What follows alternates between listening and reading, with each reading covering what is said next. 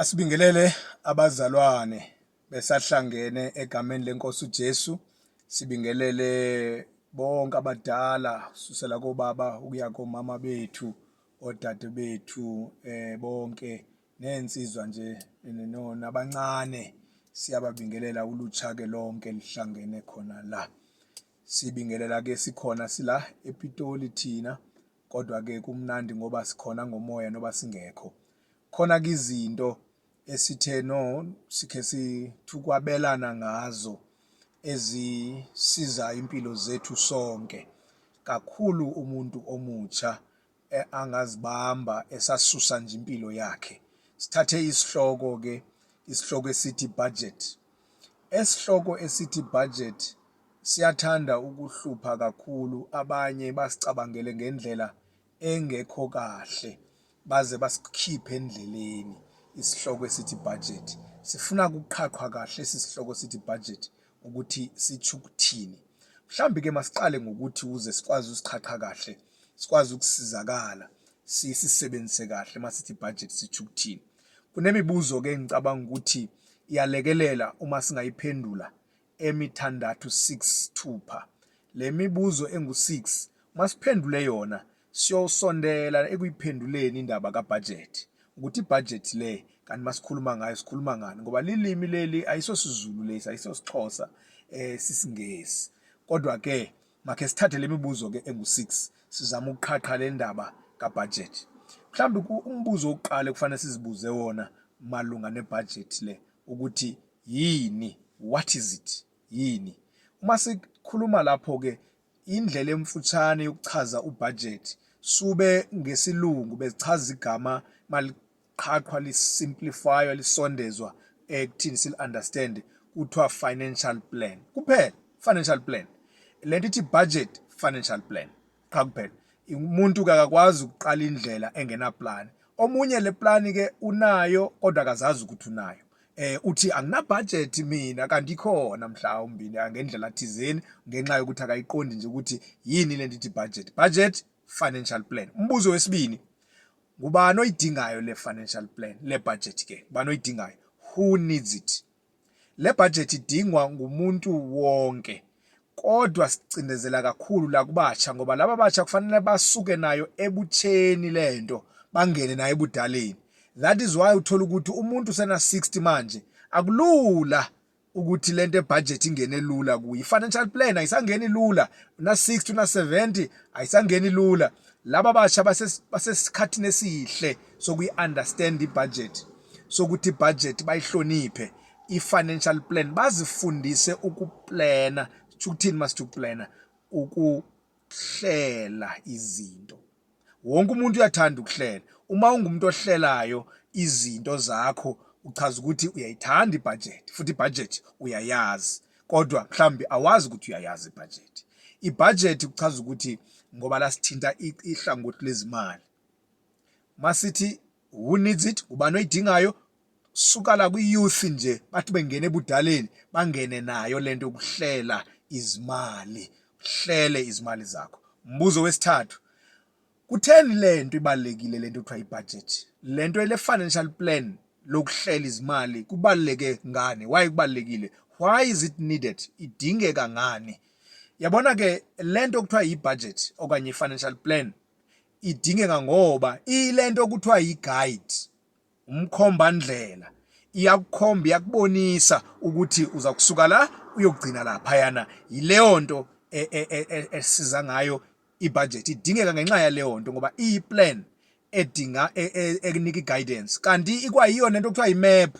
Uma uzokungena indlela ongayazi njengomuntu omutsha, uzawungena indlela uzube mdala, uzawukhula, awubazi ubomi, azange ubuhamba ngithi. So kufanele uhlale phansi ke manje uyiplane lento, ukhona ukuthi uzoqhubeka nempilo, uzokwazi ukufika ekugcineni. Uyayibona lento?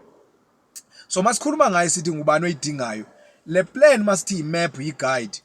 Asikhulumi masithi financial plan ukuthi wena uplana ukuthenga indlu. Cha, iyadlula lapho.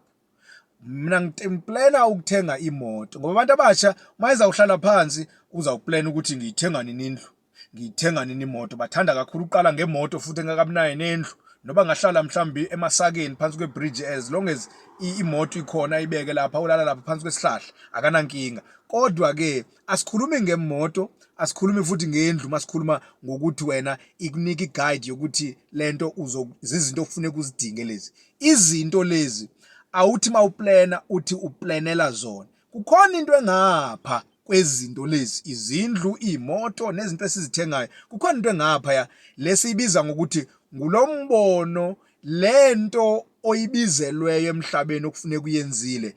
Uqala ngokuplana unalomqondo engqondweni. Uyayibona lento? So unalomqondo. Sokuqala umuntu omusha kufuneka azazi izakhono zakhe, umbono anawo, lento kuthiwa ivision. Uyayibona lento?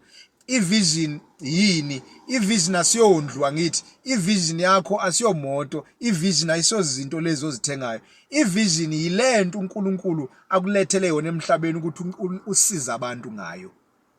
Imali yakho iphethwe ila vision.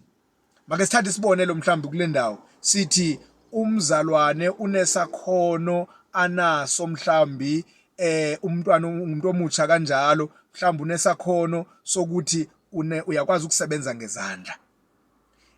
Ivision yakho leyo, lento okusebenza ngezandla, lento okuba nesandla ukwazi ukwenza ukuthi nokuthi ngesandla sakho, iyona nto kufanele uyakhe uyibone inkulu leyo, ngoba kuleyo nto izokwakha ukuthi ngayo uyothenga indlu, ngayo lento uyothenga imoto, ngayo uyoba nezinto. Kodwa isikhathi esiningi abantu abasha mayiqala ngathi uyasebenza, ufuna ukuthenga izinto, thenga imoto, thenga izindlu, noba indlu eyodwa mhlawumbe, angayinaki ukuthi yini ujabulela ukuthi uqashiwe ngapha. Yangithi akayinakanga into yena okufanele ukuthi ayenzile. So la siqhaqha ukuthi ke umuntu phela noba ngaqashwa, kodwa khona into yakhe okufanele ayenzile emhlabeni lapha, khona into yakhe. So ke iplani ke le oyenza every day, every month, ikusize kuthini uriche, uthole, ufike lapha yana. Abantu abaningi namhlanje abayazi ukuthi kutheni engafikeleli kuma dreams, kwivision yakhe. Akazi ukuthi nginale vision manje yokuthi ngifuna ukungena kumkhakha wama properties, uyabona? Ngifuna ukuthenga izindlu ngizidayise. Akafuna ukuthengela yena for ukulala, ngithi ngifuna ukuthenga izindlu ngizidayise. Unale vision le. Kodwa akafikeleli lapha ngoba uhlulwa ukwenza i-monthly plan. Imali yakhe iphela lapha phakathi nenyanga, angekho akhona ukuthenga leza zindlu noba indlu eyodwa akhona ukuyilungisa ayidayise ngoba uhlule ukwenza nje okuncane lapha. So mawenza ibudget ngenyanga uzisiza ukuricha the bigger vision lena ezowuletha zonke izinto. Alright, sihleli kakhulu ke kuleli phuzu ngoba libalekile ukuthi why, ngoba yilona elikhipha umuntu limveza ukuthi udalelwe, ngoba mawuzalwe emhlabeni ubekwa la. Kukhona ungekayi nasesikolweni, kukhona okula kuwe mara wena ukwazi isikolo into esiyenzayo primary napha high school nase university, siqhaqha nje ukuthi wena uzi-understand. Yabona, abanye abantu abayanga esikolweni kodwa babe nenhlahla ukuthi bakwazi u-understand ukuthi hawu nayi into, nayi vision yami. Mawusuka lapho ke, ngoba ivision iyathanda uba nkulu angithi. Umuntu angaba nevision yokuthi ufuna uba nemall, uyayibona, angeke uqale lapho. Sokuqalwa ngokuthi ube neplan nje encane lena yale mali oyiholayo, lo 800 rand, lo 2000 rand omholayo, unayo ni plan ngaye, ngoba mawungakhona ukwenza iplan la awuzukhona ukwenza iplan mawuno 2 million, uyayibona. Uzokwenza iplan ngalo 2000, uyothi mawuno 2 million kusasa ukhona ukwenza ke ini iplan ngayo lo 2 million. Sidlule ke lapho. Umbuzo kokuqala besithe yini? What is it? Okwesibini sathi who needs it, ngubani oyidingayo. Sathi okwesithathu why is it needed. Okwesine ke how is it done, yenziwa njani lento, siyenza njani lento kuthiwa iplan. Iplan yenziwa ngokubhalwa, iqala ibe semqondweni, uyivume ukuthi i-budget or i-guidance, i-map le, and then emva kokube sowuthini uyibhala phansi. Fanele ukuthi uyithi write down. Uma ungayibhali phansi iplan yakho isemqondweni wakho, uza kwenza amaphutha, uzosebenza ngamawala, akho nto oyibhalayo. Mawubhalile futhi iyakulekelela into ebhaliwe ukuthi ukwazi ukukhumbula, uyakwazi ukuya encwadini ubona ne-achievements, izinto osoziphumelelo osodlule kuzo ngenxa yokuthi uyabhala wena. Uma ungumuntu ongakhona ukubhala, ungugogo mhlawumbe kulaba sebekhululeke banogogo nomkhulu, uthatha lo mzukulu wakho lo muntu omutsha wakho omfundisile mzukulu mfana wami ndodakazi ngicela ungibhalele lapha izinto zami ngifuna ukwenza lokhu ngale 2000 rand yami yomndende yemali yami ka government uyayibona le mali encane so umuntu omdala ke lo umuntu omutsha ke le nto basikhuluma ngayo namhlanje kakhulu balekile ukuthi lento ayazi ukuthi iyabhalwa alright sidluleke sekumbuzo wesihlanu sithi ke ibaphi igcinwaphi lento ngoba masoyibhalile uzoyigcinaphi njengoba mawubhala kuyenzeka mhlawumbe ubhale encwadini angithi sozoyigcina lapha encwadini okwesibili ungenzeka ubhale efonini yakho kwesikhathi samanje amaphepha incwadi ayiseyonto esebenza kakhulu uthatha ifoni yakho lapha efonini kunesi spreadsheet lapha yana ikhona indlela yokubhala ibook lapha ekhona ubhala kuyo lapha ngoba ifoni ihlali kuwe uyakwazi ukuthi ngelinye isikhathi nje usedrobheni uvela uthatha ifoni yakho uthi man iseplanini yami lento ila efonini yakho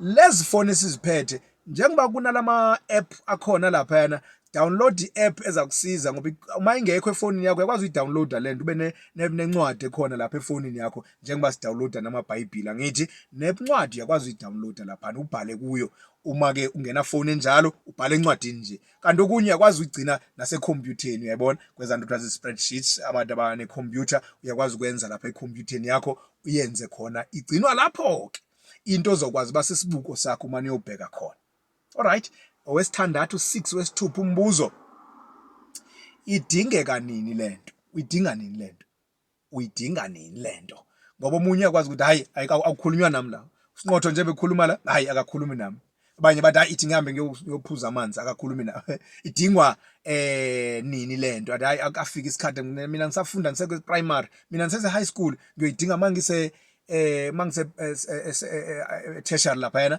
omunye athi hayi ngizoyidinga mase ngisebenza ngiyidinga make siphendule ukuthi idingwa nini le plan lena le guide le map uyidinga ungekabi nawo nomholo wokuqala ungekathwa wena uyahola ungekathwa wena uthola imali umuntu uqala ngalento esathola nje imali aziphiwayo ngitsho ingane lapha esikolweni eprimary imali eziphiwayo ifanele banehlohlelo lokuthi ngizokwenzani ngale mali usenobhala into ezingu3 zokuthi imali ngiyiphiwe ngubaba kufanele iphele inyanga ngenze ukuthi nokuthi enye ngiyayigcina ngicina imali engikuthi nokuthi ngiyigcina kuphi le mali usayiphiwa awukasebenzi nokusebenza uthi uyongena esecondary mhlawumbe sowunento ozenza uyadayisa usebenzisa kunemali oyiphiwe ekhaya kunemali mhlawumbe oyithola ngokudayisa kwakho into ezithile uyayihlanganisa wenza iplan lapho ungena etertiary manje sewunayo indlela yokuthi hey kuyaplanwa ngaplana ngise primary ngaplana ngise secondary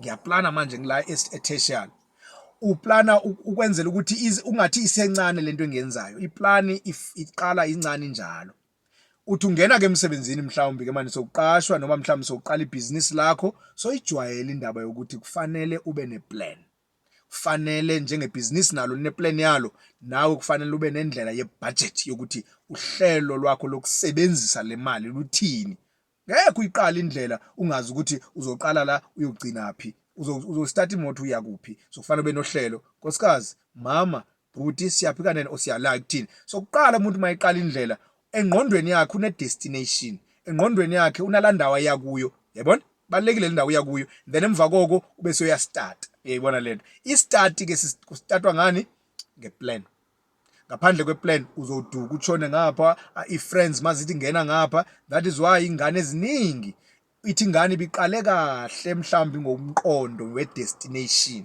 kodwa ihluleke la ukuthini yazange lento icindezele ngokuthi ibhale phansi ibe seyakhuluma ngayo yabona ke ivision yakho ufanele uma soyibhale phansi wayazi ukuthi ikhona ube soyakhuluma ngayo ungayifihli ni noba uzawuhlaselwa ngayo njengoJoseph yabona wathi masele ekhuluma indaba zakhe wahlaseleka ngoba ekhulume ngayo uzohlaselwa mhlawumbe uyohlaselwa abantu abaseduze nawe njengoJoseph akuhluphi lokho ijwayelekile leyo nto kodwa impumelelo ikhona uJoseph wagcina esepalace wagcina sephethe umnotho wezwe ngenxa yokuthi kodwa wayikhuluma esezantsi lapho walimala kodwa yebo kuyoba khona i-challenges la emgaqweni yabona endleleni kodwa ukhuluma ngayo akuthi ukuthi uzofa ngamandla in fact umuntu ongena plan ugcina la endleleni ufela lapho uyaphela ngakafika ekugcineni when uyofika ekugcineni ngenxa yokuthi uyibhalile wakhuluma ngayo so ke manje siyidinga singakabi na income yayibona siyidinga singakabi na income kulombuzo we6 lo siyidinga sithi when do you need it sidinga singakabi nayo ne-income, usaphiwa nje imali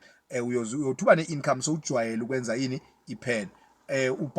Uqala nje ukwenza i-plan mhlawumbe ngento emaphepheni nje, ngesinye isikhathi mhlawumbe alahleke uphinde wenze entsha kwenyanga, kodwa ugcina unencwadi yakho-ke mase umuntu serious nencwadi yokuthi ne-plan. Uyongena nayo-ke ebudaleni leyo nto uplana. Uplanning akatsho ukuthi uyancishana, ngoba uplanning khona kule planning ubhala khona nokuthi endlini kaNkulunkulu ngisamalini. Ubhala lapha ukuthi uNkulunkulu ungisiza ngamalini, or ngizokwenza kanjani ukuba lusizo endlini kaNkulunkulu. Akutsho ukuthi uyancishana mawuplana. Igqwethekile-ke ithande yaphenduzelwa kini, yaphenduka yathwa ukujikwa lento ekuthiwa ibudget, yabizwa ngokuthi into yokuncishana. Ibudget, uyabhajeta wena, hayi into yokuncishana. Ibudget iyiplan, uyayibona, iplan yokuthi ukwazi ukwenza zonke izinto including nale yokunikela endlini kaNkulunkulu ilapha kwiplan. Ngoba lo muntu ongaplaniyo ubona mawukunikelwa ukhipha leyo nto eseduze naye, akanayo indlela athe uPaul yena umuntu athi ngendlela anqume ngayo ngokubusiswa kwakhe. Yabona lokho akunquma ngokubusiswa kwakhe kusho ukuthi uthe ungekabikho la, ungakayibeki la, wabheka ukuthi ubusiswe kanjani, bese uyahlela ukuthi ke aha nayi nabo Safira labo bebebhubha nje besifa ukuthi baqale baplana bathi mabefika la ekuthini benze abenza kanjalo, uyabona. So funeka uhambisane neplan yakho. uPeter yena uthi why nisenza ngenye indlela manje, hayi ngale beniplane ngayo nisekhaya, ngoba iplan bayenze besekhaya. Ibandla nalo liyaplanela okanye indlu kaNkulunkulu iyaplanela.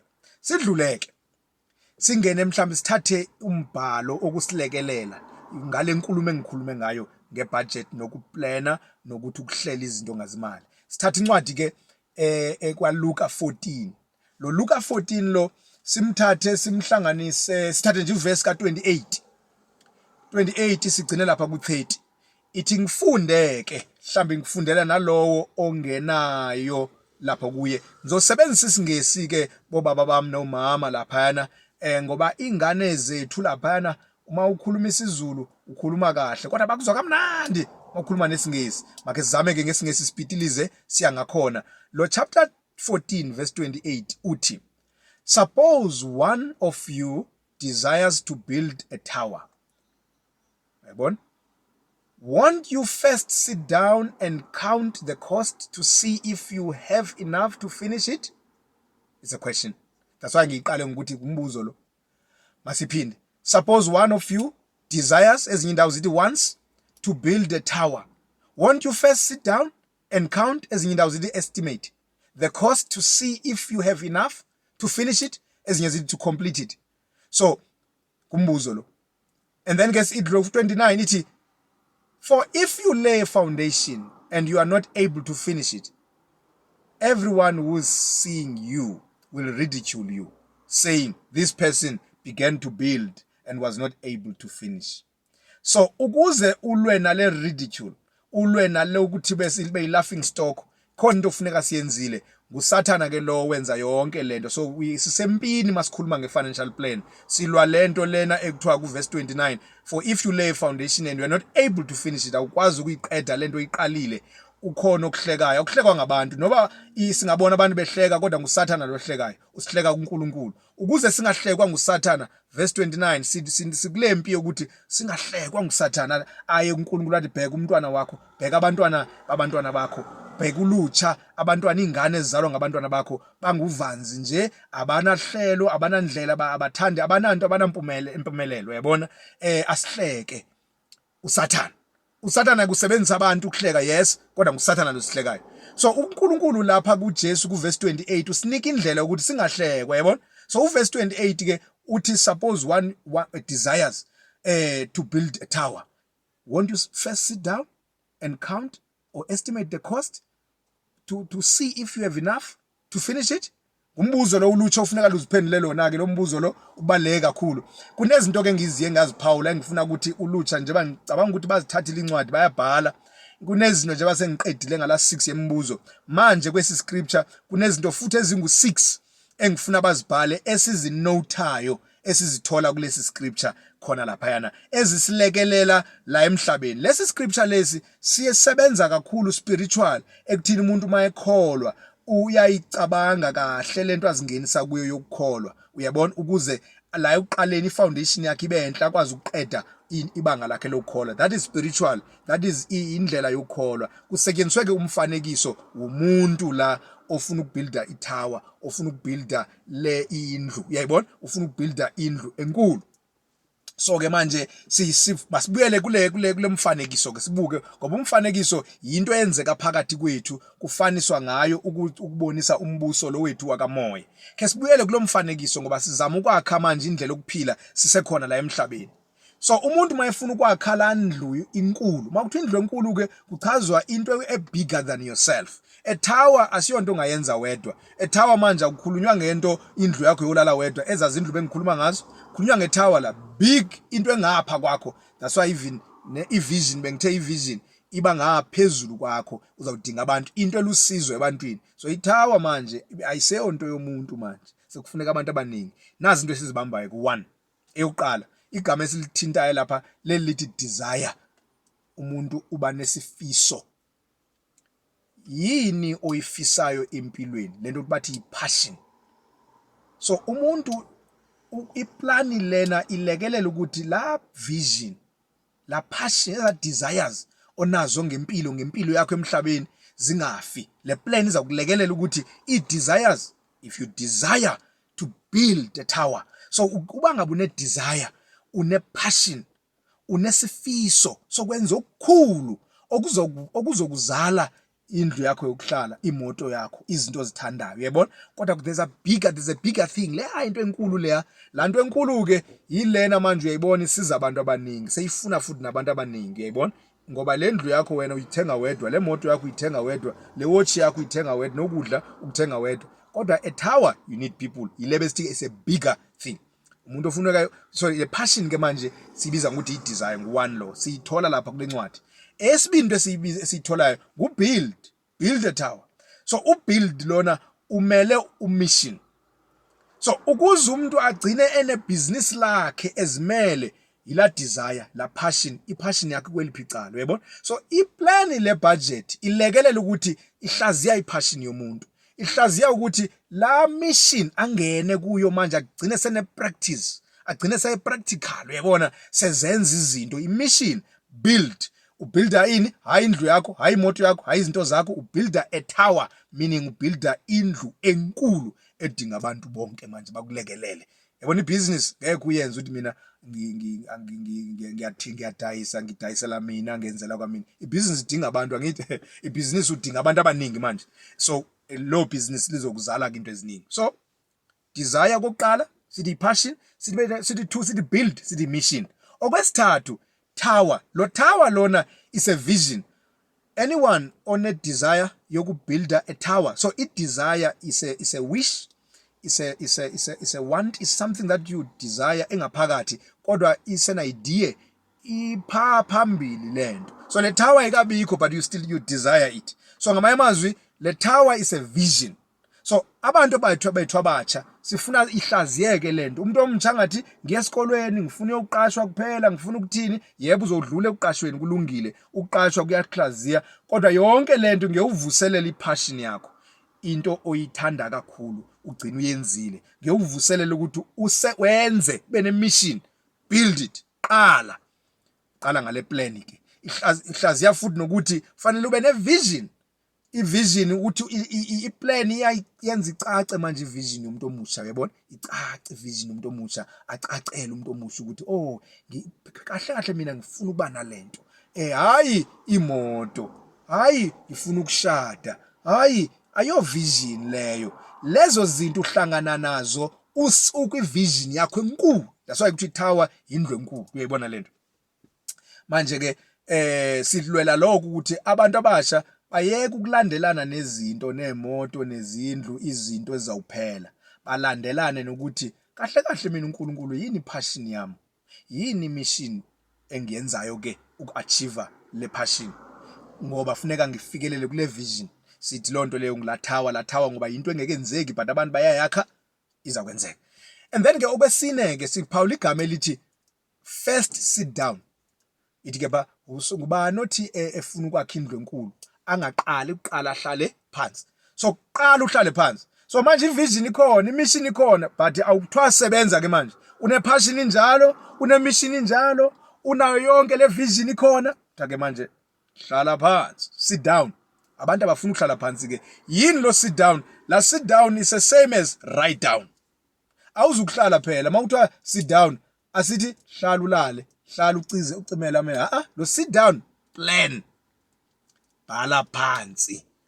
Abantu abatsha bafuna ukuhlala phansi, baxakekile, basezifonini, baku-WhatsApp laphana, baku-Facebook, baku-Twitter, bakuyo yonke into, baku-DSTV, baku-internet, uyayibona, babhizi ne-friends, bathatha imoto, bahlabe nyuka, hardly sitting down. Kanti kufuneka bahlale phansi abantu abasha. Uyoba nawo ke le ndlela yokuhlala phansi uyayijwayela somdala. Khona abantu abadala manje abasakhona ukuhlala phansi bahlale ukuhlala phansi hayi lokuthi ukuphumula, ukuhlala phansi ukuplana ukuthi ngizokwenza kanjani. Abanye sebetshela ukuthi ngeke bezahlala phansi manje sekonakele sengimdala kakhulu. Hayi ungahlala phansi namanje noba umdala noba una 60. Wena umuntu umtsha usethubeni lokuthi uhlale phansi. Wakhe ipassion yakho. Lanto bathi iBhayibheli ithi desire, wakhe imission yakho le ndithi you are building your future. La wakhe itower yakho lento sithi inanzeka ivision, uyabona? Uyakha ngokuthi qala ngokuhlala phansi. Awuqali ngokusela utshwala, awuqali ngamantombazana, awuqali ngokuthi wenza izinto udla imali, uqale ngokuthenga imoto yakho, uqale ngokuthenga indlu yakho, uqala ngalento. Noba usemsebenzini uqashiwe manje, hlala phansi. Ukuthi njengoba ngiqeshwe la, yini kahle kahle passion yami? Yini passion yami? Alright. Yini mission yami? Yini vision yami? Ngiqashiwe khona ngiyahona. Ula kuyaplana manje. Njengoba uplana i-monthly ke manje uyokufikisa lento khona kulanto ofuna ukufikela kuyo. Okwesihlanu ke, masokuhleli phansi, wenzani la phansi? Sithe mos uyaplana ngithi sichilo sathi uyaplana. Yile ithi ke leyo count cost. Because you are counting the cost.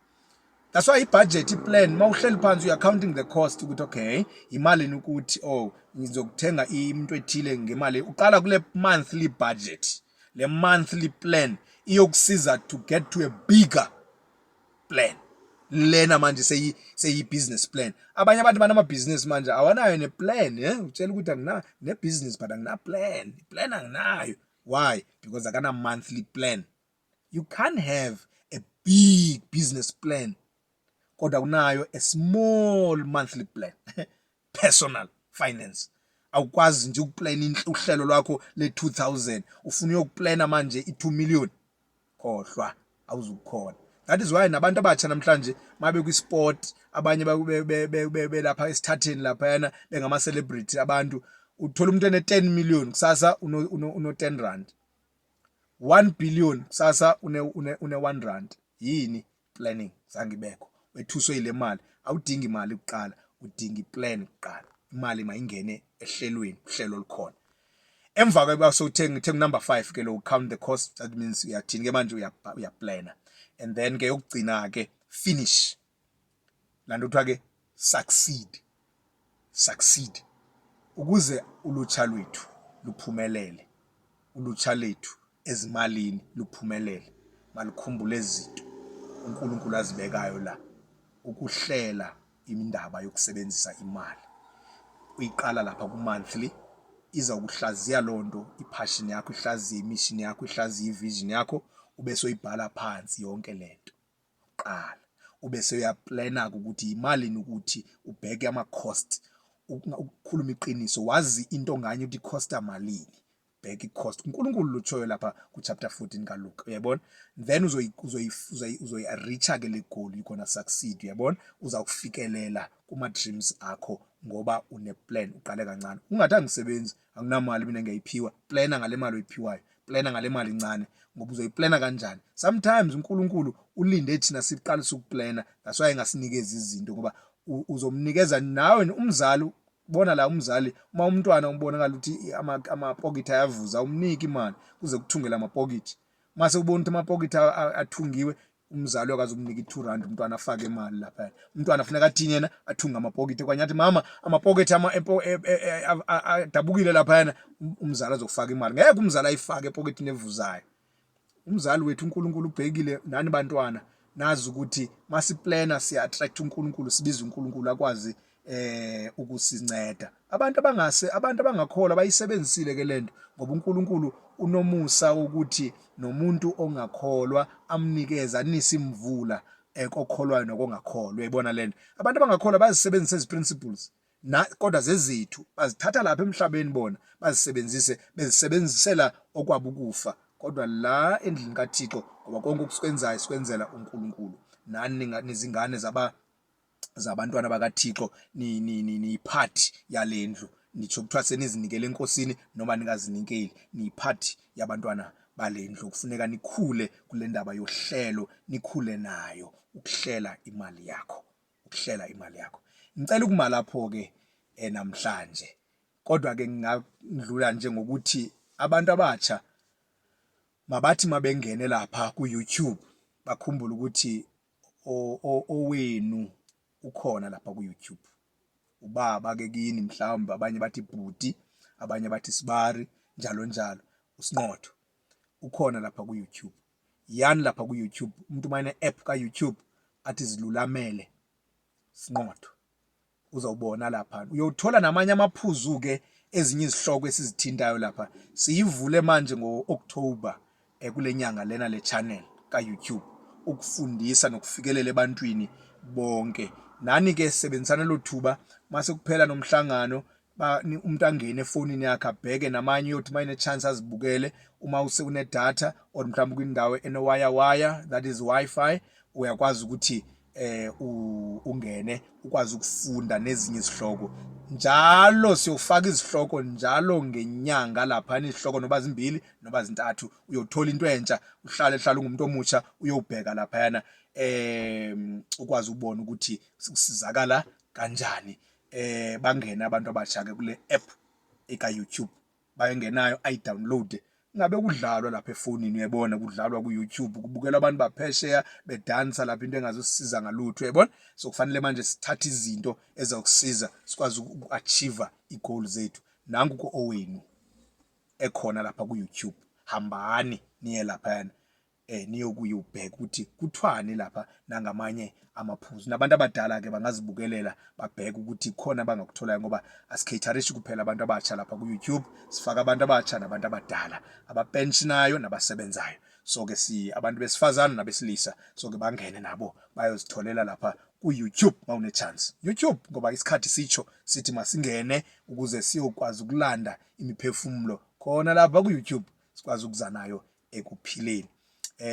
Ningene ke lapho bese niya subscribe. Ukusubscribe ku free of charge, akuthi ukuthi uyobhadala imali khona lapho. Subscribe ukuthi nje ungaphoswa lutho into eyenzekayo mase kungenile. Nisilandeleke no WhatsApp number yethu ikhona khona lapha yana uyithola lapha. Siyabonga ke bazalwane, uNkulunkulu anilekelele nisaqhubeka nikhonza, nathi sikhona nathi sikhona siyinxalenye yomhlangano, siyakuzwa konke okwenzekayo. uNkulunkulu abe nani, siyanikhulekisa egameni lenkosi uJesu, amen.